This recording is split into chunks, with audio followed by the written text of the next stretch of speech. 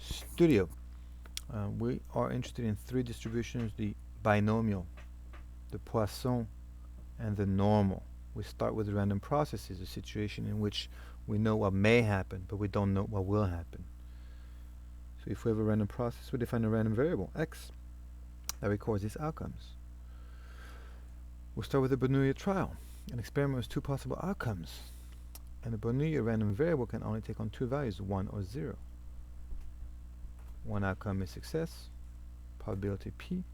One outcome is failure, probability 1 minus p.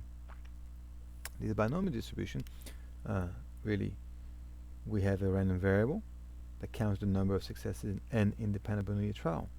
And we say this random variable follows a binomial distribution.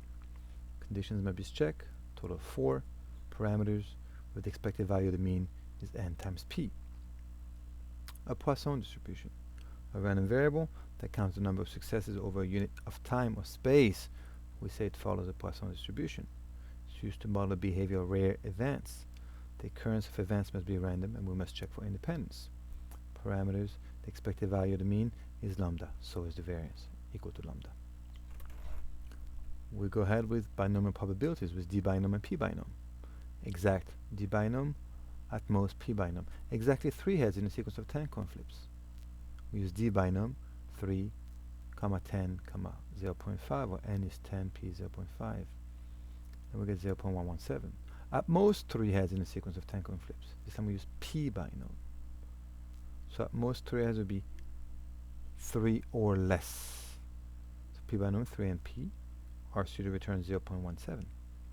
If we want at least some value x, we use 1 minus p binom x and p. 3 friends are swimming. 3 friends decide to go to the pool next week. Each individual chooses a day randomly. They don't consult each other. They do things independently. And we're going to say x counts who shows up on Wednesday. X. D binom will generate a sequence of values from 0 to 3 by 1.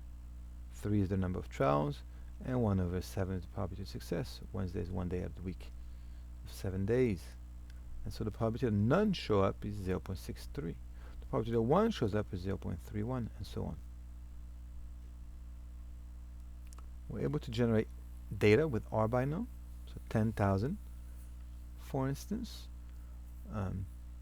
where we have 3 and 1 over 7 are the parameters. 3's we have 3 trials. 1 over 7 is the probability of success. We table this, we divide by 10,000 to get our frequencies and empirical frequencies, and we'll get our simulated data. We'll compare this with the theoretical data for Wednesday swimmers, and none show up with almost the same frequency. 1 shows up, 2 shows up, and 3 show up. The frequencies are very much alike. A normal distribution, that's a symmetric unimodal bell curve. As you can see, it starts low, rises to a peak, ends low again. Here we have it centered at 0. It's used to model natural random processes. We're going to compute probabilities with p-norm. Our standard normal distribution has parameters mu for the mean is 0, and sigma for the standard deviation is 1. And so if we use, we have p norm in RStudio with a sequence of value from -3 to 0 by 1 to confirm those probabilities shown here on this slide.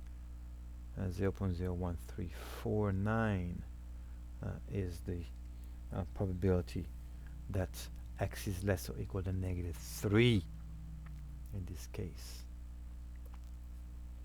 We have an empirical rule. Okay, 68, 95, 99.7. 68% of observation lie within 1 sigma of mu.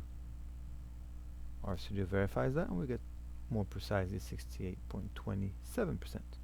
95% of all observation lie within 2 sigmas of mu.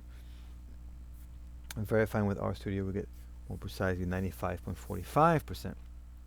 And we're able to visualize this also with RStudio. So let's start with this image here, where we have a normal distribution with the density on the vertical and the scores on the horizontal is centered at 0. If we have z equals 1, then we have the curve split in two parts. There's the purple on the left and the yellow on the right. The left part, there's a probability that comes with this, and it's p norm 1. 1 is the value of z, and the probability, which is the area of the purple region, is 0.84. Okay.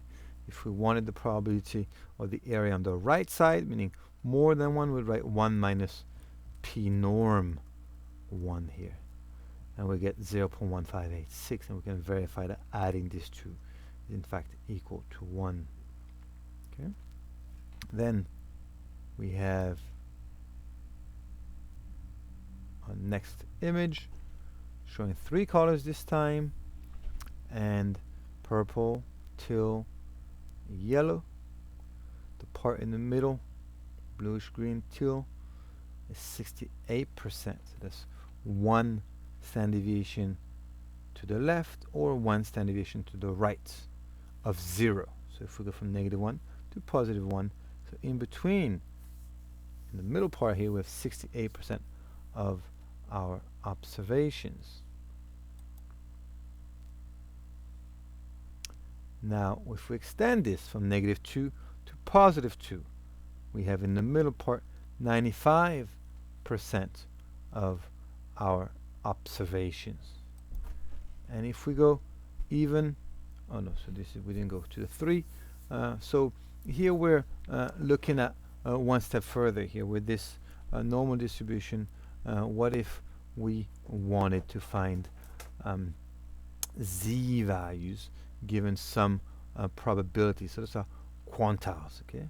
Quantiles. So with RStudio, we'll type q norm, okay? And we put in a probability here. So how about 0.95? If we put 0.95, we'll get 1.64, and that's what this picture is showing us here. And so the purple area, purple region, is 0.95. The z value is 1.64.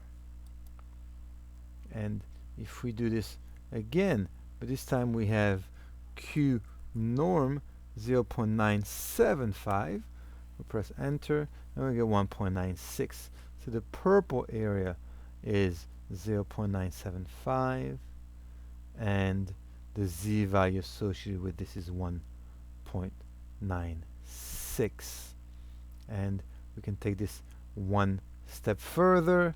If we have q norm 0.995, we press enter. This time is 2.58. The purple area is 0.995. Okay, so if we return here, our empirical rule, 68, 95, 99.7, 1, 2, 3 standard deviation away from the mean, and so quantiles can be computed as we just saw. The formula for z-scores is x minus mu over sigma. We want to compute z given p. P is 0.95, z is 1.64. This means that 95% of observations are less than 1.64.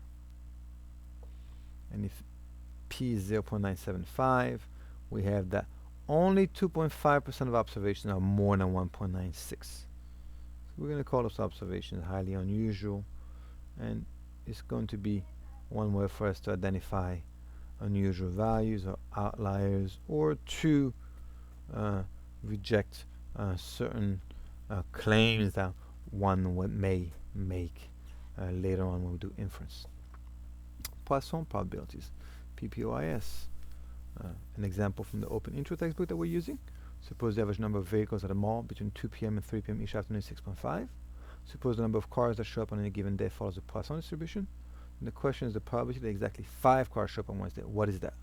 DPOIS, parentheses, 5 is what we want exactly. That's what the D goes with exact. Comma, 6.5 is the parameters, lambda, for the Poisson distribution. Press enter, 0.145. What's the probability that 0, 1, or 2 show up on Monday? PPOIS. So P because one at most 2. So 2, comma, lambda, 6.5, press enter. So this Poisson distribution is a unimodal skew to the right distribution. It's not symmetric. Another example of the open intro textbook. On average, a rare event, heart attack each day in New York City. 4.4 individuals have a heart attack each day in New York City. If we plot if we model this with a Poisson distribution, and we're showing this here, a bar plot of this here, then we have distribution that is skewed to the right.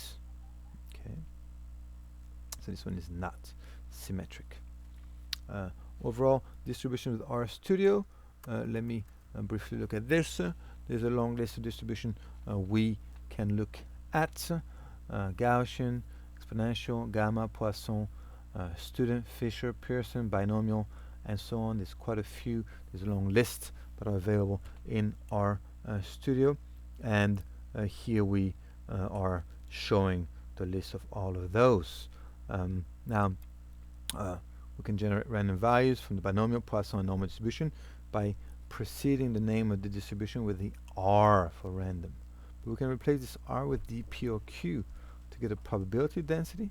That's when we want to know exactly something occurred or was observed. A cumulative probability density. That's when we want to know that at most this was has occurred or has been observed. And we can also find the value of a quantile. We use q norm, where p in parentheses there is a probability, a value between 0 and 1. And this is all.